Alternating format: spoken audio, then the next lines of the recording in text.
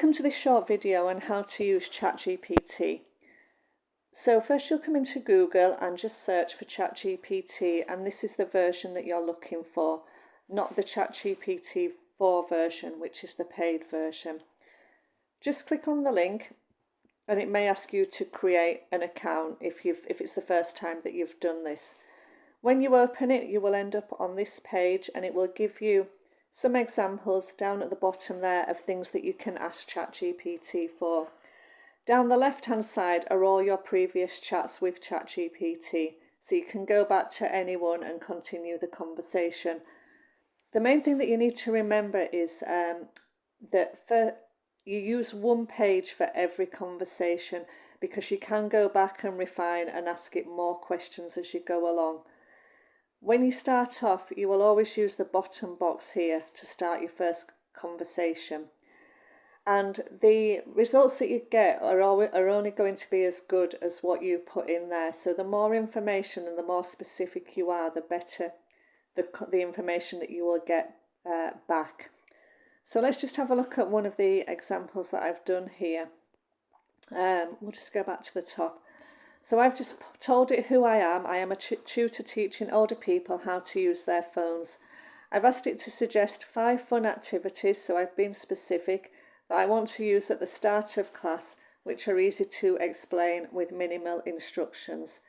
And you can see here that it's given me 5 examples that I can have a look at. Some of them may be okay, some may not be. And equally, I could go back after that and say, can you suggest me 3 more or 5 more? So I've got 10 to pick from. It's just an ongoing conversation. So I did ask it to expand and do me a digital quiz, but that was a little bit too hard for them. So I may go back and ask it to simplify further. But just to give you another example here, because you don't have to take everything that it's suggests to you. You can just continue working with it. But one of the things on the list was a digital scavenger hunt, which sounded quite interesting. So I asked it to create me a scavenger hunt list that I could print off, that they could go and do on the phone independently, just as they come into class, and have a little go at. And this is the list that it's given me, which you can see here. And again, I may just use it as it is, or I may edit it, or I may only use just 3 of those at the start of class. But it's just a great starting point, as you can see, just to get ideas of things to do in your lessons, just to make it more fun.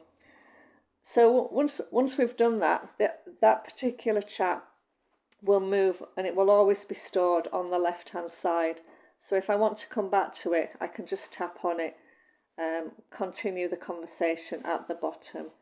So again, if I just said suggest 3 more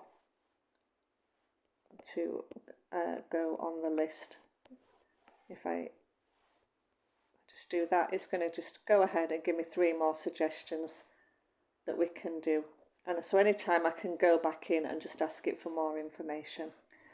So I hope you found that useful. There are loads of tutorials out on YouTube on how to do a lot more with ChatGPT as well, if you do want to get into using it further. My next video will show you how to do handouts, and then I will also show you one in a bit more detail on lesson planning as